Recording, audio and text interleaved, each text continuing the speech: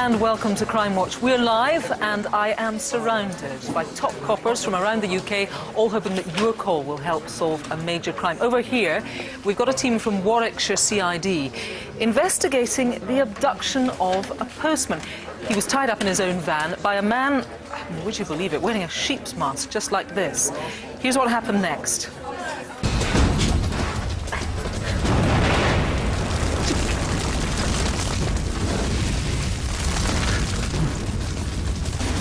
You know, he was very lucky to survive. Over here, we have got detectives from Essex on the hunt for a serial sex attacker. He struck 5 times way back in the early 90s, but has never been caught. This is what he looked like at the time. Police now have his DNA.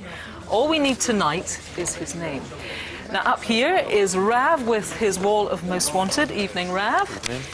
And Matthew Amralawala goes behind the scenes of a murder investigation to see how police cracked it. What's in store in tonight's case, Matthew? We're looking at the case of John Taylor, who abducted and murdered a 16-year-old girl in Leeds. The forensics in this case are absolutely fascinating. OK, we've got all the details on that later.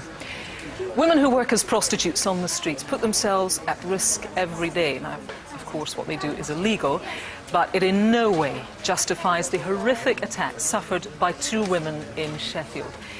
The man was armed with a gun and extremely violent, but the evidence suggests he is also a family man. He needs to be caught. We have got so many strong clues on this. Someone watching, I reckon, will know who did it. Watch closely, and if you can help, call us.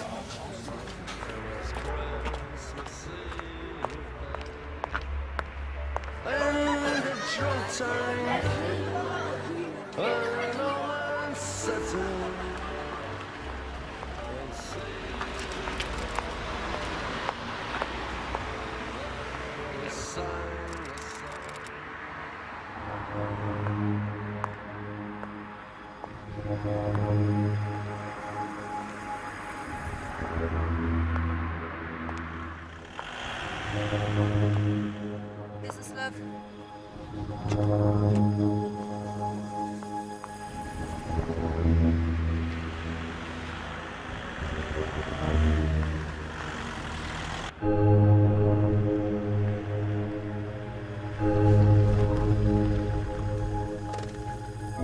Can we do it outside? Go on, all the way up.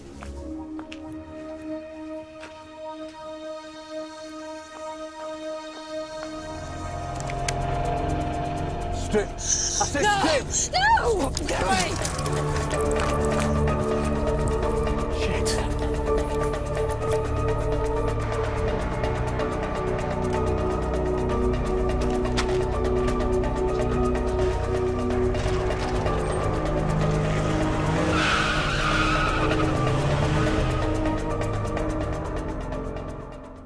Clearly, prostitution isn't legal. However, that doesn't give the right to anyone, having brought a woman to a dark, lonely place like this, to then shove a gun into her face.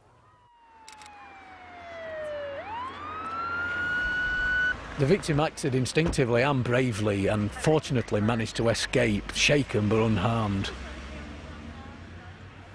However, 3 weeks later, we believe the attacker returned to this side street off Rutland Road, where he picked up another girl who was working the streets. Unfortunately, this girl wasn't so lucky.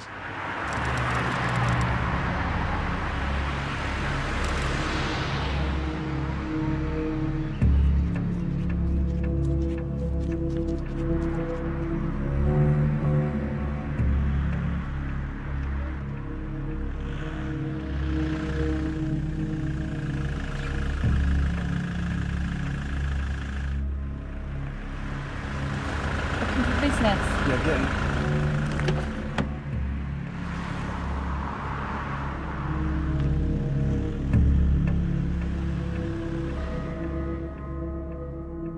I weren't expecting no dodgy or anything. There were no dodgy about him.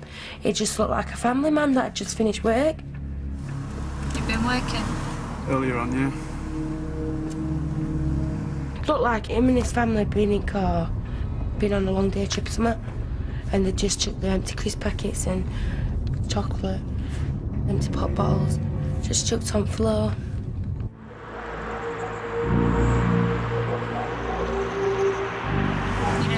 where we can go?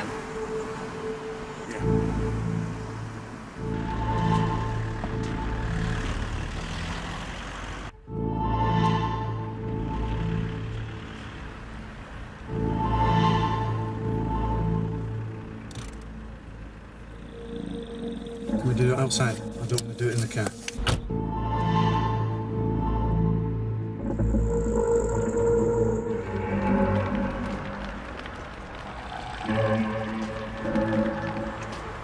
Here.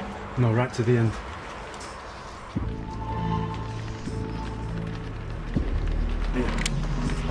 Now strip!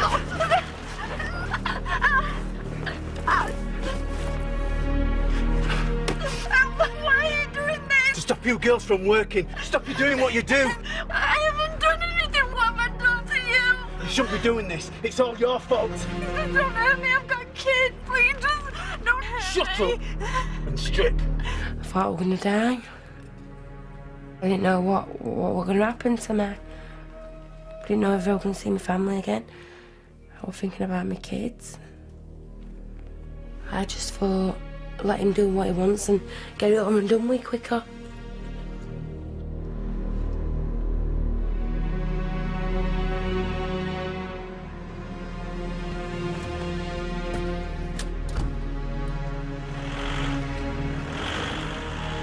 Just to say I work streets. It don't mean any man can do what they want to a working girl because they can't. I'm still a human being. I've still got an heart and I've still got feelings. Nobody deserves to get raped. Nobody. No. He had no right doing that. No right whatsoever. There were 2 attacks on 2 women. Looking at the e-fits and the descriptions that we've been given and the methods used, I believe there's every chance that the same man and the same vehicle were involved in both of these incidents. Strip. Strip. This is a mock-up of the car the attacker used. It's a silver Vauxhall Astra Estate, an older model, fitted with roof bars, and in the rear was a baby seat. In the front, the car was a real mess. There were papers strewn on the seat, on the dashboard. There was litter on the central console in the footwell. The receipts indicate to me that this man might have been in Sheffield working temporarily, possibly as a contractor of some type. Red light areas in larger cities tend to be a magnet for men from the surrounding area. This offender might be local, but I wouldn't be surprised if he'd driven anything up to an hour to be in Sheffield that night. This man is dangerous, and I'm worried that he might offend again. He could use that gun. He's a dangerous man. He deserves to be locked away, put away. Not only for my safety, but for somebody else. Horrible, dirty, evil man. That's what he is. Well, I'm joined now by DI Richard Liversidge. I mean, really strong clues about this bloke. I reckon somebody watching must know who he is. I think that's exactly right, with a lot of significant information. In addition to the information you've just seen, the second victim tells us that the attacker had 2 distinctive tattoos, one on each thigh, which were possibly red and blue in colour. I think some present or former wife, girlfriend, partner will know this gentleman, and I would ask that they get in touch with us tonight. Okay, we've got 2 e-fits. Just take me through the description of this guy again, so as people are sure. Yeah, other than the specific information I've just mentioned, he's a white male, he's 5'6" tall, he's got a bald or shaven head, he's of stocky build, and he's aged around 40 years of age. I think he may be local to Sheffield. He may have been working in the city, or he may have travelled to Sheffield that night. One thing that strikes me as unusual is, given the existence of the baby seat, the child seat, he does appear to have some sort of family life. But in the first offence, he was obviously absent from home during the early hours of Christmas morning, which might be significant or unusual for some people. Some bells. I think It is so. also important that people know that if they do call in with a name that they have a suspicion about, they can be eliminated if it's not them through the DNA. That's right. I can reveal that we have got DNA evidence in relation to this case. And that means obviously that we can use that to assist us to rule out anyone who's not responsible for this offence. So what I would say to people tonight is if you do have any concerns or suspicions about anyone, please ring us and tell us that name. That's for sure. Thanks very much, Richard. If you can help, as Richard says, do call us. The number's right there on the screen. If you have been a victim of crime, there is the victim support line 020 7268 0200. Now here's Rav with some criminals caught on camera. Right, here we go. Now watch closely, and if you recognise anyone, get on the phone. Now, I must warn you that some of this footage you may find disturbing. 4 lads in a jeweller's in Watford in March, and there's something dodgy going on. One distracts the manager, while the others rig the door open with a mirror from the shop. The manager's suspicious, but it's too late. They leap over the counter and grab him. Off screen, they pin him to the floor, tie him up and hit him, demanding keys to the safe. Then, by chance, in walks the manager's dad. He wants to know what's going on. Armed with only a walking stick, he tries to take on one of the robbers, but it doesn't work. He arms himself with a hammer, but it's no use. He's quickly bundled out of the way. The robbers can't get into the safe, so help themselves from the cabinets. Finally, the manager pushes the panic button and the robbers scarper. They stole cash and jewellery and probably think they've got away with it. Let's prove them wrong. Early hours of Saturday morning at Clapham Junction Station last October, and there's a platform full of people waiting for the last train home. It's not long before there's trouble. A group of men are throwing food around, and this man here asks them to stop. What does he get? A torrent of abuse. One man stops throwing food and starts throwing punches. The victim gets a blow full in the face, breaking his jaw. Pointless, mindless violence. Who is he? Finsbury Park, North London, last November, and we need to identify this man. Here he is, going into the mosque. Later that evening, police believe he was involved in an unprovoked attack on a man in Blackstock Road. The victim was slashed across the face with a knife, severing an artery. He needed 40 stitches and is now scarred for life. Can you give us a name? There's a 10 grand reward leading to the arrest and conviction of the attacker. A Saturday night in March, and this man's roaming round the streets of Ilford. At the station, he stops a group of lads before walking back the way he came, pulling his hood up as he goes. He doesn't look like he's in much of a hurry. Here he is, heading for the Blue Ice Bar, and he's looking for one of the bouncers. From another camera, we get a better look at what happens next. He picks out his target, pulls a gun, and fires. Zahib Mehdi was shot 3 times at point-blank range. He didn't stand a chance and died. It was a cold-blooded assassination. Name, please. Think you know anyone? Well, call us here in the studio. The number's on your screen now. Or you can text us on 63399. Just type crime, space, and then your message. Really important to leave that space or your message won't get through. If you need a second look at tonight's CCTV, it is on our website, bbc.co.uk/crimewatch. Still ahead, can you name the serial sex attacker who struck 5 times in the early 90s but has never been caught? In there. I've got a knife. Do what I say. Get undressed. Both of you. And the story of how police caught this man, John Taylor. He murdered 16-year-old Leanne Tiernan and went to extraordinary lengths to cover his tracks. But all the clues pointed to him, including a dog collar and a microscopic particle of pollen found in Leanne's nose. Now, I have to tell you, I think our next case is pretty bizarre. It involves a local postman in Warwickshire. Back in February, he was on his rounds when 2 men abducted him. One of them was wearing a sheet mask, something pretty similar to this here. Police have no idea why it happened, but it was an ordeal that very nearly cost the postman his life. We pick up the story 2 days before the attack.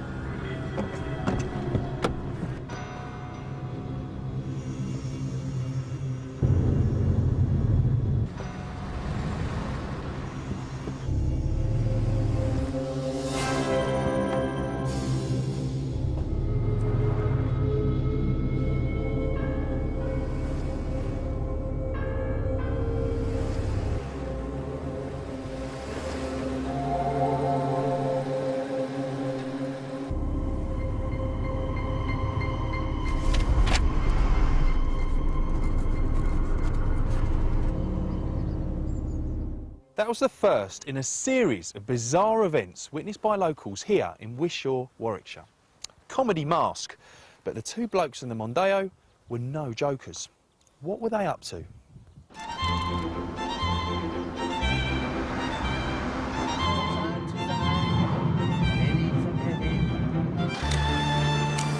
Morning, Mr. Jones. All right, young man. Hey, Eddie's looking nice.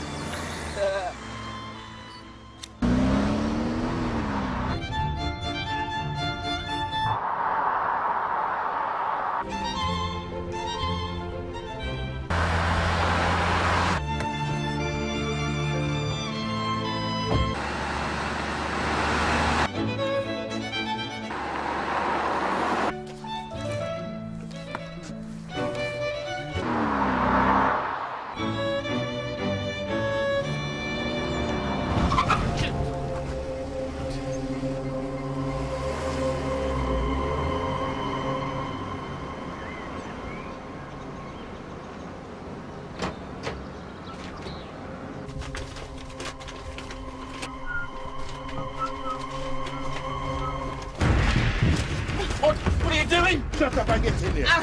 Please, don't hurt me, I've got kids. Be quiet, you won't get hurt. I ain't got nothing against you. Take off your shoes. Please let me go, please. Please, stop me. Just let me go. Shut up. I won't tell anybody, I will. Shut up. Shut up your mouth. I'm not going to do anything, just do it. Don't hurt me.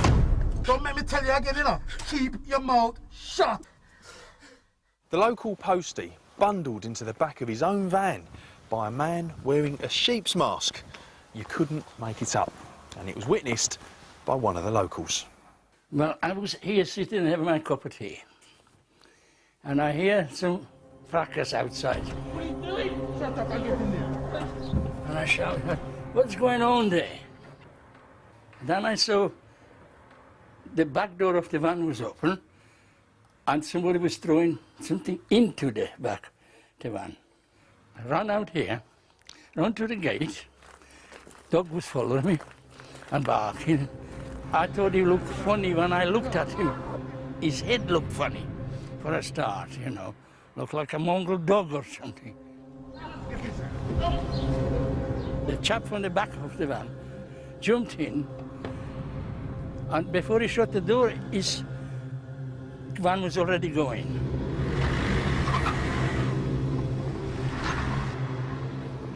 He said, it was so quick you couldn't count to two before it was all over.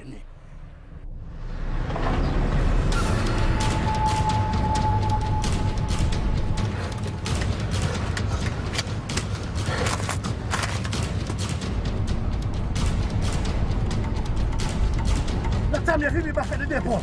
11:30. Don't mess with me! What a car, please, don't hurt me. What happened to you if you do as you're told? Do you have a tracker fitting? I don't know. Do you have a tracker fitting? I don't know.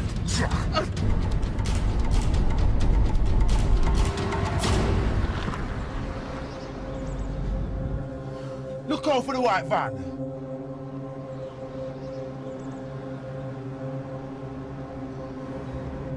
It's not here. It's not here.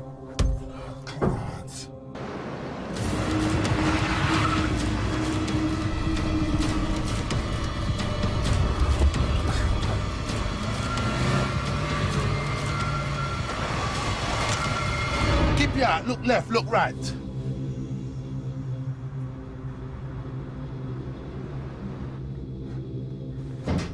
It's not coming. Call it off.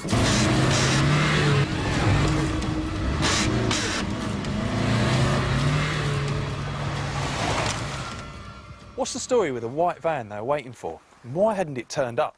It certainly looks like the kidnappers had some sort of plan, but it was going pear-shaped. They decided to take drastic action. He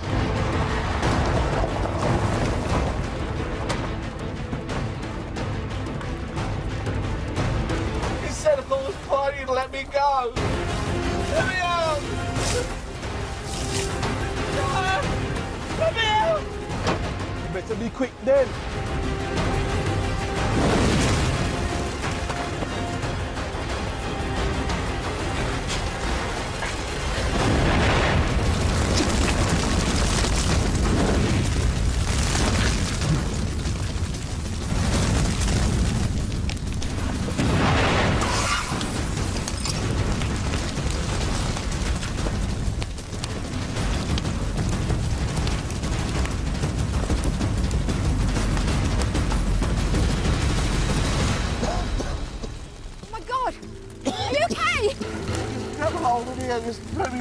I need help now. I don't know what they want to, but I'm going to burn it up. Oh. Okay. Yeah. The experience left the postman shattered. He spent 40 years doing a job he loved. Now he's so shaken, he may never be able to work again. Who did this to him, and why? An extraordinary story, that is. I'm joined by DI Kate Tompkinson. You're investigating this along with your team. I mean, the world is a very odd place, but this certainly takes the biscuit. What on earth do you think was going on? Well, we obviously think that this is something bigger than what it was, and that these two men wanted this postal van in order to go on and commit further crime using it as a cover vehicle. So it seems as though something clearly went wrong. What do you deduce about this white van they were talking about? Well, the white van was very significant to these men, and when it failed to turn up, they clearly panicked about that. Whether that was that they were meeting an accomplice, or whether it was the fact that the white van was going to be a further target of theirs, but quite clearly they had little value for the postal worker and his van, and something bigger was at stake. Postman. I mean, it was a terrible thing that happened to him, but he was lucky to survive with his life. Well, we are investigating a kidnap, but quite clearly this could have been something much more serious. This has had a devastating effect on the postal worker. His life has been shattered. He now feels unable to leave the house. He feels unable or unwilling to return to the work that he loved. And obviously this was a very cruel and serious crime that we would urge the public to come forward and help us with. The most bizarre aspect of it being these masks, we think they were two. What have you got to say about them? Yeah, we believe two masks were involved, and we would urge that any persons who have sold similar masks to persons fitting the description of those shown in the reenactments contact the police. Equally, if they've been asked to dispose of such masks or whether they've seen such masks, to make that phone call. You know, can I make it clear to people, we don't want people calling up just say, I know where you can buy them, or I've seen them on eBay, or we're not interested in that. It's people who may have sold them to guys fitting the description we saw in the video, or people who maybe find them in their bin, find them in their garden. It seems strange. What about the Blue Mondeo, briefly? What can you tell us about that? A smart woman noting down the number. Yes, well, we do know that that is a legitimately owned vehicle, in that we've spoken to the registered keeper. He is eliminated from our inquiries. However, we believe a false plate was used, so therefore we would urge that any sightings of that number plate are reported to the police for us to investigate. Kate, thanks very much indeed. If you can help shed light on this mystery, then call us here in the studio. The number is there on the screen. You could also call the independent charity Crime Stoppers anonymously. Their number, 0800 555 111. The Royal Mail has also put up a 25 grand reward for information leading to the arrest and successful prosecution of the people involved. Now here's Rav with some of the UK's most wanted. Right, you know the drill. Anyone you recognise up here, then give us a call. First up is Michael Sansbury. He's wanted in connection with sexual offences against a child. He's got a tattoo of the word Mick on his arm and has connections to the TT races on the Isle of Man. He may have changed his appearance, so check out the website for more pictures. Now, police want to speak to our next two about a sexual assault on a woman in Rochester, Kent in November. Two is Ali Cardo, and 3 is Shamal Hussein. Now, they both also have connections to Gravesend. And Gary Richards is number 4, and he's wanted for a series of house burglaries across Northern Ireland. Richard has connections to other parts of the UK, including Hampshire. So if you can help, don't wait, phone or text the numbers on your screen now. And this lot are also on our website, bbc.co.uk/Crimewatch, and they'll stay there until they get caught. So it's well worth having a look in case you've missed any from previous programmes. Next, these detectives from Essex need your help with a cold case from way back in the early 90s. The man we're after struck 5 times over a 2-year period, but has never been caught. We know what he looked like at the time, and scientific developments have now provided his DNA. Tonight, we just need his name. Here's what happened.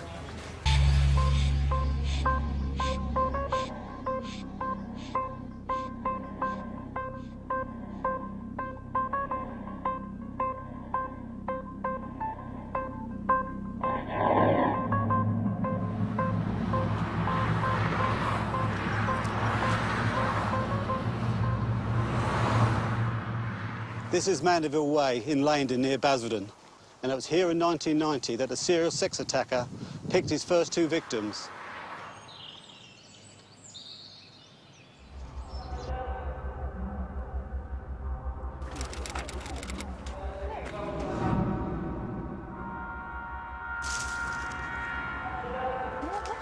Oh, look. That man. What's he doing? He's got a stocking on his head. But I knew there was no one else around, and I just knew that things weren't right and that he was coming towards us with a reason. Oh, I like you both. Get off of me! Come on, mate.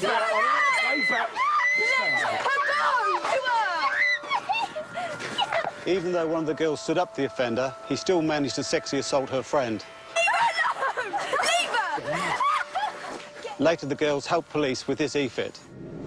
Being the first one that was attacked, I've always felt like I could have stopped him because he went on to do a lot worse. A week later, the offender is back in this area. Again, he chooses to stalk 2 young girls walking in this country park. It's cute though, isn't it? Yeah. I think... He's so good. Yeah. Oh my God. Okay, that was really weird. Did you see that guy? Where's he gone? I don't know. I don't know. That was really weird. Come on. Just keep walking. For some reason, he aborts the attack, probably due to the presence of a dog walker. However, the next day, he's back and tracks the same 2 girls.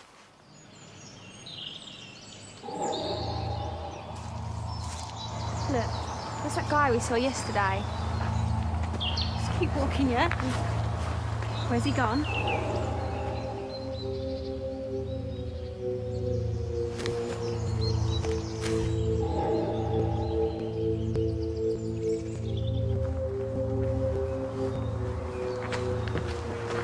Stay where you are.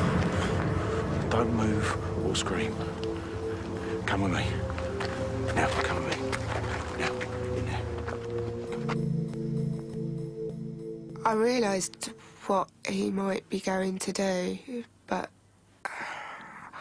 the main thing that was in my head was whether or not he was going to kill us. In there.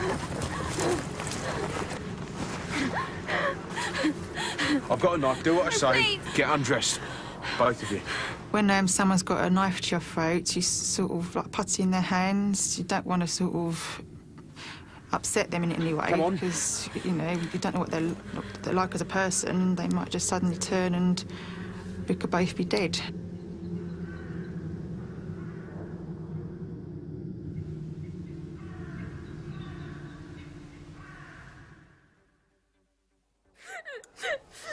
I'm going in a minute.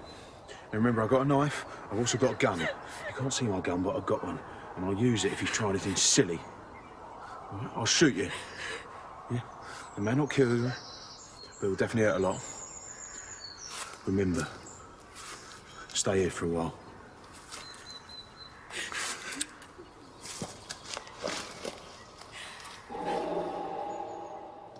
Both girls suffered an horrific ordeal and were raped.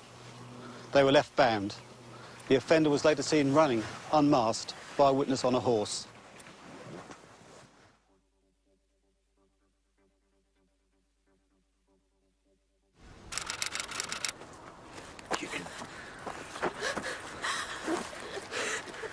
Get it off. Come on. Please. Take it off. Get it off. Now.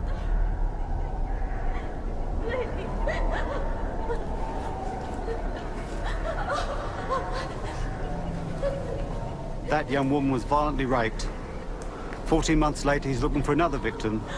On this occasion, things didn't go according to plan.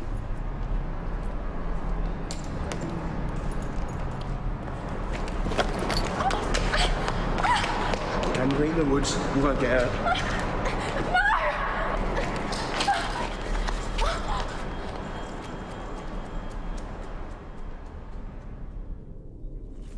The final victim wasn't so fortunate.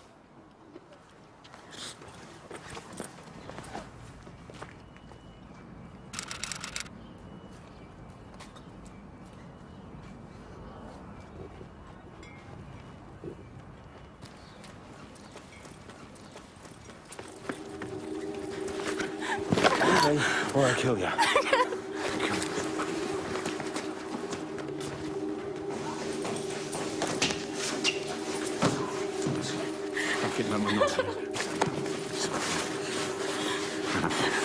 Yeah, remember this, yeah?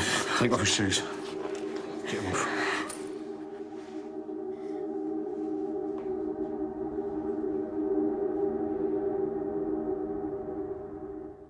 Who carried out these attacks? Do you know him?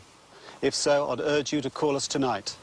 This man remains at large and is still a potential threat to other women and girls. Well, I'm joined now by Professor David Kenton. Hello again, David. David is a pioneer of investigative psychology and one of the country's leading criminal profilers.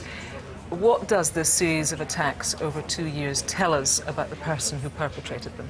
Well, the most interesting thing about these attacks is that they are really very close to each other. And we know that these sorts of offenders often prowl an area trying to find opportunities for victims. So that has to be an area that they can get to easily and frequently.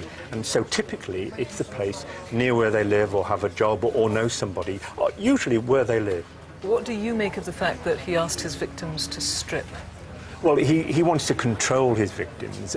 He wants to embarrass them, probably, hopefully, that they'll feel more vulnerable when they're undressed, and it probably gives him some sexual excitement as well. Now, these attacks all happened during the day. Is that indicative of anything? Does it mean he was unemployed, or what can you tell us from that? Well, one attack was early in the morning, and other of the attacks were later in the day. So, again, it fits in with this idea that because these crimes are all really within a mile or so of each other, that this is somebody who has some reason for being there and possibly could get away from work or was unemployed.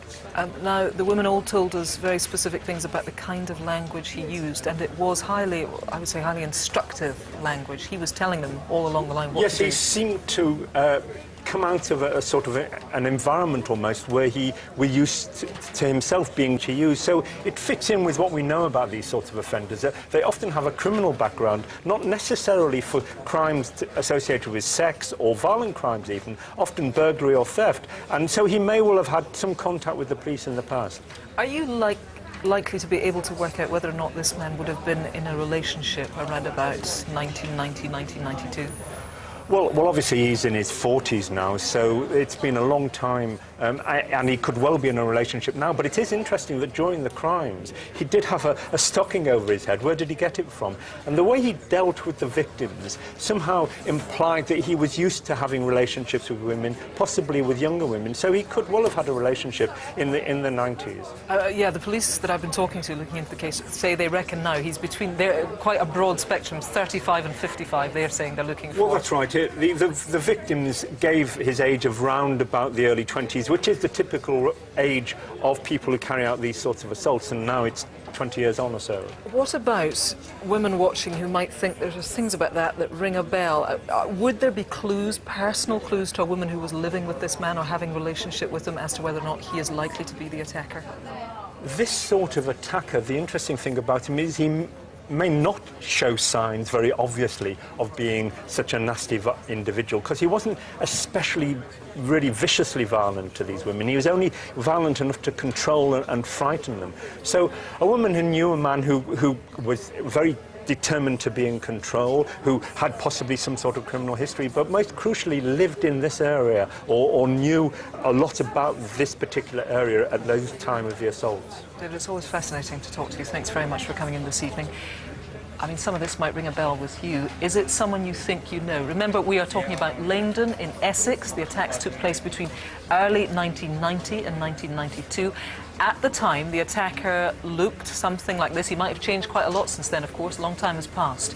If you can help, don't forget that we have got a full DNA profile, so any wrong names can very quickly, very simply be eliminated. Call us here in the studio. The number's right there, it's on the screen. You can also call Crime Stoppers, the number for that, anonymously, 0800 555 111. Details on this case are also on our website. Indeed, if you're interested in criminal profiling, it is a fascinating subject. There is an in-depth interview with Professor Cantor at bbc.co.uk/crimewatch. Now, here's Rav with some good news on previous cases. First up, a result on a case we featured last July, the brutal murder of Helen Morn. Helen's body was found dumped in a river in Colchester, Essex. She'd been beaten and sexually assaulted. We showed CCTV of her in pubs just hours before she was killed. Following the programme, police discovered new CCTV which showed these two teenage boys walking with Helen towards the river. They were just 16 and 13 years old at the time. At court, they blamed each other for Helen's death, but just last week they were both sentenced. Young got life for murder. Hayward got 4 years for manslaughter.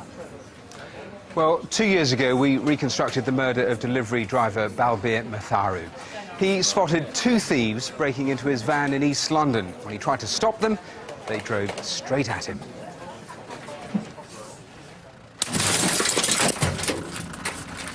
Oi! Oi! Stop that! Oi! Go, go! Stop! Stop! What are you doing? He's under, mate. He's under, he's under.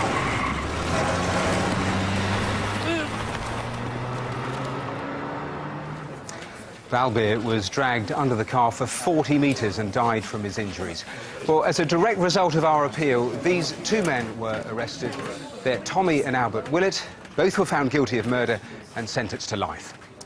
In March, we appealed for your help to catch the killer of a mum from Bolton. You'll remember the case. Sarah Melia was stabbed to death in her own home, and her body was found by her 15-year-old daughter. Mom! Mom!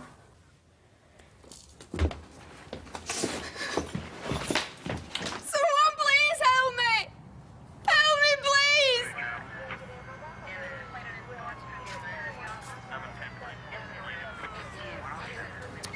2 weeks ago, a man was arrested and charged with Sarah's murder. He'll face trial later in the year. Also in March, we featured a gang of thugs who targeted Asda in Longsight in Manchester. It took place in the middle of the night, long after the store had closed. The gang attacked the security guard and left him for dead. They then nicked a road roller and attempted to break in.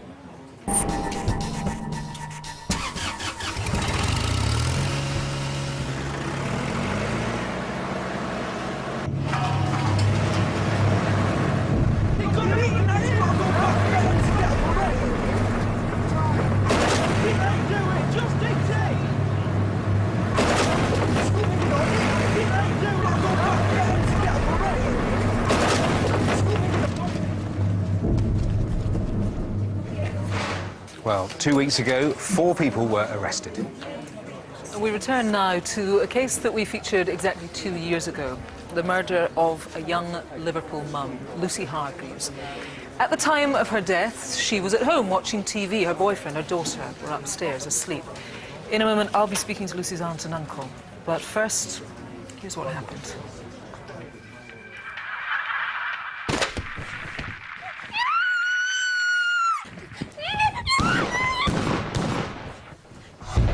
Get the pestle.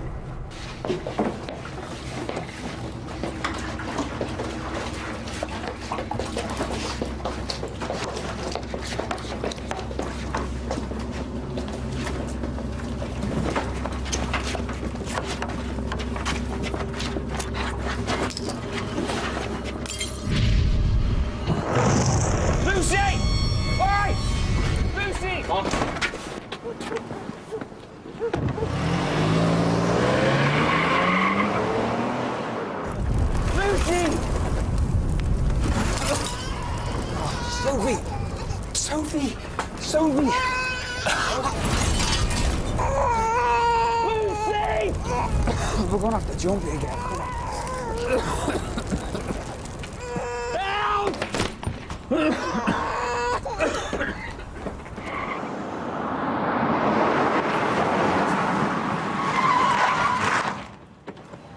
On! Hurry up, go on, go! Do this!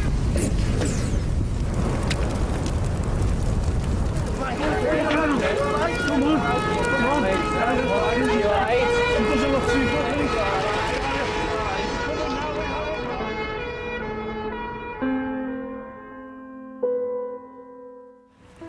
It's a terrible thing, isn't it? Lucy would have been 25 next week. With me now is Lucy's aunt and uncle, Pam and David Cunningham, and DCI Ian Mulcahy. Thanks to all of you for joining us. Pam, can you give us some sort of an idea of the impact that Lucy's horrendous death has had on your family? Devastation is the only word I can say to describe it. For someone to be murdered in such a gruesome fashion, an innocent young mum, it's just mortified the whole family. David, give us some idea of what Lucy was like as a person. I can see a picture of her here with her. She's got a beautiful smile. What sort of person was she? She was great, you know. She was always having a laugh, just smiling all the time, just a lovely mum. And, you know, as I say, she was getting on, she was going to college. She was just having a good time. She just got back from a holiday before this happened. Right. You know, and basically, like, you know, she was just a lovely girl. What's it like for you? What's it like for the family? Well, we're all devastated, and knowing, like, they still haven't got anyone for the crime. It's, you know, we just can't say, words can't say what we feel like, you know. And the thought of the sort of person that would walk in and do this to someone. Well, if you think about the crime, that he wasn't hard, was he? You know, they burst in into the house. They're not hard men. They're just cowards. Simple as that, like, you know. The worst sort of violent cowards, yeah. Ian. You're heading up this investigation. You've done a lot of work to date, but there was an unsuccessful court case last year. What stage are you at right now? Kirsty, I think it's important to emphasise that this is not the murder of a criminal. This is the brutal murder of a young mum. And as David says, was killed in such cowardly circumstances, and we're determined to catch the people responsible. The worst sort of person that would do this. Do you have any idea what the whole thing was about? Yes, we believe it was a targeted attack, but again, I want to stress that Lucy was an innocent victim of this. I believe that people in the local community have important information that can assist us bringing those people to justice, and I would urge those people to come forward and contact the police. That's the key, isn't it? You have done a lot of work, it has to be said. There is one name, one man that is key to all of this, you think? That's right. Kevin Powell is wanted for the murder of Lucy. We've secured a £10,000 reward, and again, I'd urge people to contact the police if they know of his whereabouts. Ian, thanks to you, Pam and David. Thank you very much for coming in to talk to me this evening. If you can help, you must call us here in the studio. You know the number. Now, here's Rav with more faces in the frame. Right, let's see if you recognise any of this lot. My number 5 is Colin Miller. He's wanted in connection with an attempted murder in Rotherham last July. There's also an allegation of rape in Tottenham in 2005. He's 28 and has connections to Aberdeen. Our next double act are wanted for a robbery at a haulage firm in Grantham, Lincolnshire. 6 is John Kinsella. He managed to escape from court after being found guilty. And 7 is James Muldoon. Now, he was also found guilty in his absence. Both men were sentenced to 27 years between them. But where are they hiding tonight? And last, but by no means least, is Nimalan Navaratnam. And police want to talk to him about £15,000 stolen from a BP garage in Coventry. Now, he might now be living in London. If you do see him, you know what to do. Get dialing. The number's on your screen now. Or remember, you can text us on 63399. Just type crime, space, and then message. Don't forget to leave that space, or your message won't get through. I have to tell you, you're getting scores of calls on this Sheffield sexual assault. You remember, that's the guy with the gun and the baby seats, crucially, in the back. One particularly interesting call. Can't tell you too much just now, but it is looking promising. It's time now for a behind-the-scenes look at how detectives in Leeds solved the murder of schoolgirl Leanne Tiernan. She was strangled, wrapped in plastic and dumped in a wood. Matthew Amralawala takes up what I have to say is a particularly disturbing story. Welcome to my talk show. Police have confirmed that the body found on Monday in woods in North Yorkshire is that of the missing teenager Leanne Tiernan. Can you give me your full name, please? John Taylor. She's on her way home, and you've got hold of her and you've kidnapped her. You don't have to shout! What is it you've done?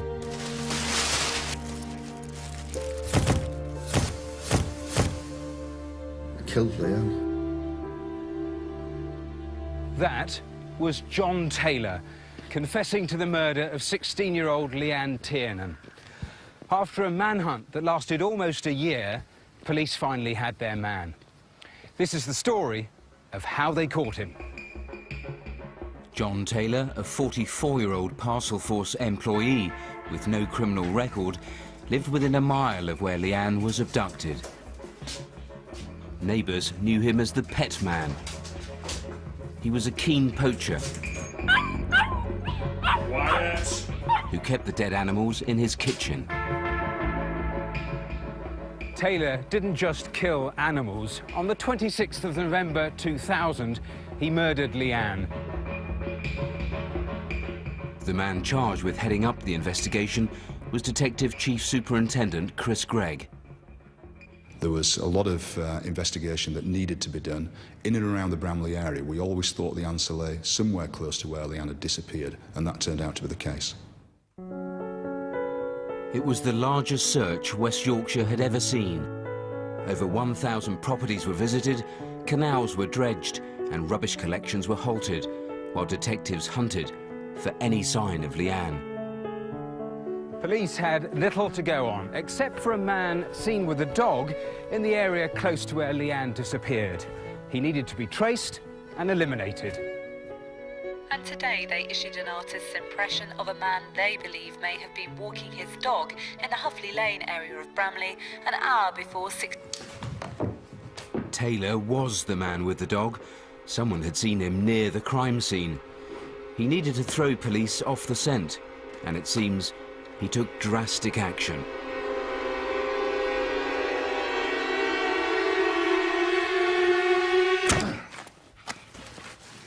Months later, when police searched Taylor's garden, they found the skeleton of a dog. Its skull was shattered. If Taylor had killed his dog to cover his tracks, it had worked. Several months into this investigation, and police still had no idea what had happened to Leanne. Taylor must have thought he'd got away with it. As the weeks turned into months, of course, everybody starts asking that question. Where is this girl? What's happened to her?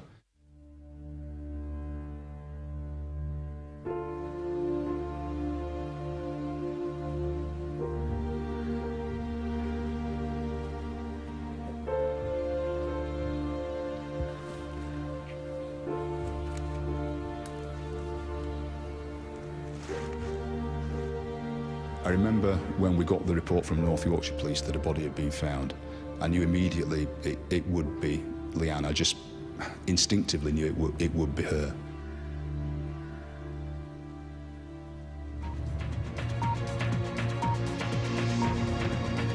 Police have confirmed that the body found on Monday in woods in North Yorkshire is that of the missing teenager Leanne Tiernan.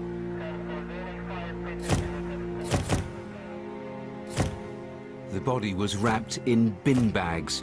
A dog collar had been used to fasten them. As with every investigation, this was no different.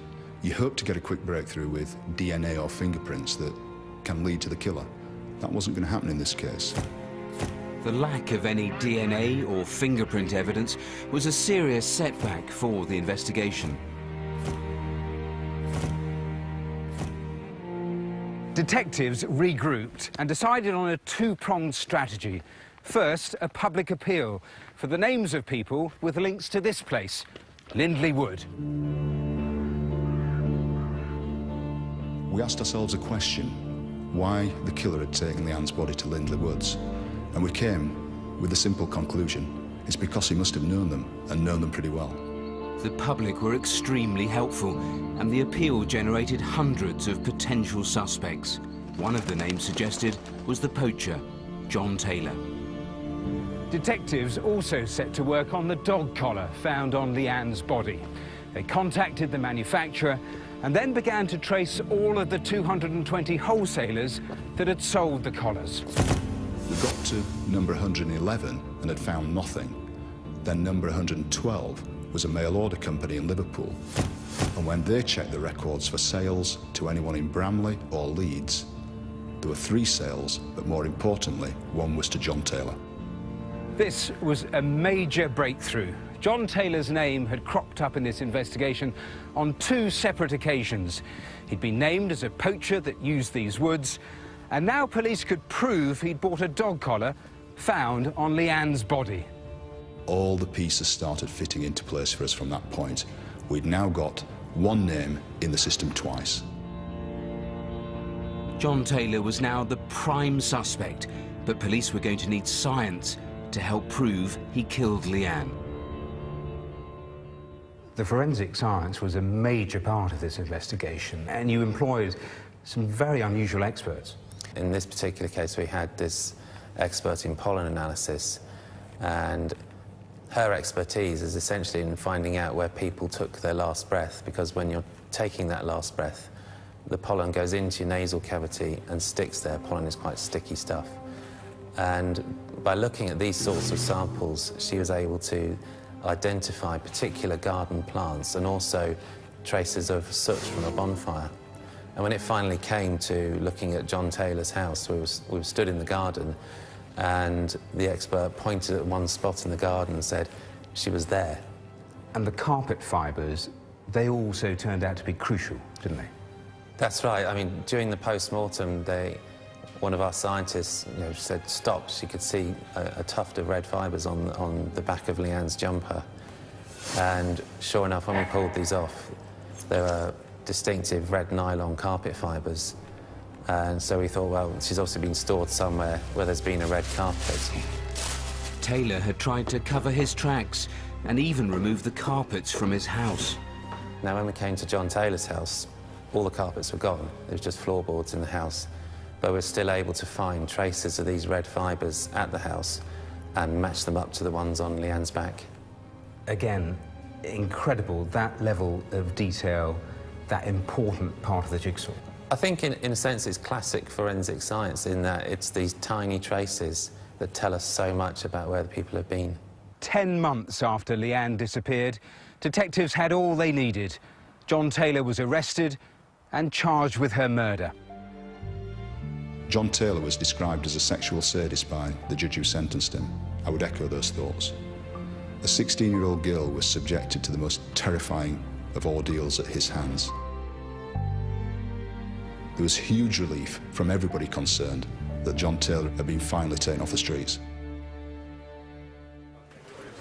So, Matthew, how long did Taylor get? Well, the judge said it was as cold and calculated an act as you could get, and gave him 2 life sentences. Now, as we saw, this is quite unusual. He did actually confess on camera. Let's just take another look at John Taylor being interviewed by police. Well, I've told you, I think, everything that I can tell you. I'm trying to tell you the truth in the best way I can.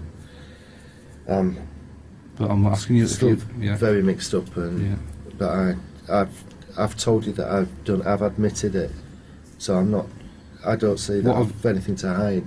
That sounds terrible. You've I didn't admitted mean it. that like that. John, you've admitted it. Yeah. What is it you've done? I killed Leanne. You've killed Leanne? Yes. It's very strange watching that, isn't it? Because this seems at odds with the character you would imagine him to have. He seems quite compliant watching that. Well, that was a charade, because he only admitted to stuff when he was backed into a corner. I mean, his version of events was extraordinary. He said he hadn't planned it. When he got back to the house, Leanne had somehow fallen from his bed and bumped her head, and then explained away the strangling. The judge cut right through it and said, you're simply trying to minimise your guilt. And what about the science? It was extraordinary. It formed the very heart of this case. The forensics were amazing. I mean, that pollen expert, that was a first to point to a spot and say it was there because of the proximity of the plants. And then later, when they discovered the body, the condition of the body didn't fit with being in the woods for 9 months. So at that stage, they called in a freezer expert, and they found tiny ice crystals in the organs of the body, and that suggested to them that Taylor had done exactly what they had thought, which was to put the body into a freezer and then to move it a lot later on. So all of that evidence together, and Taylor just couldn't run away from the facts, and that's why he confessed. Matthew, thanks very much. Well, if you want to know more about the fascinating work of the Forensic Science Service, then Matthew's filmed an exclusive interview with Peter Grant, who you saw on his film earlier. You can watch it online, bbc.co.uk/crimewatch. Now here's Rav with a roundup of what's been happening on the phones tonight. Now, we've heard we had some good calls on the Sheffield sexual assaults. It's over 40 now and well over 20 names, which is fantastic. Then we showed you the Warwickshire postman attack. Do you remember the poor guy that was just doing his early morning rounds? He got kidnapped, bundled into the back of his van, tied up and set on fire. Well, we've had 10 calls on that, and some of those are very interesting, and the police are following them as we speak. Then the Essex cold case rapes, 29 calls on that. The EFIT has provoked a good response, and some of you have called in with information and names on them. We've got a lot more to tell you about CCTV and faces, but make yourself a cup of tea and join us in the update programme and you'll hear all about it. Well, all tonight's cases, including the reconstructions, are on our website. There's also a short film revealing what actually goes on behind the scenes at Crimewatch. A chance to see the bits that you don't normally see. Here's a little sneak preview.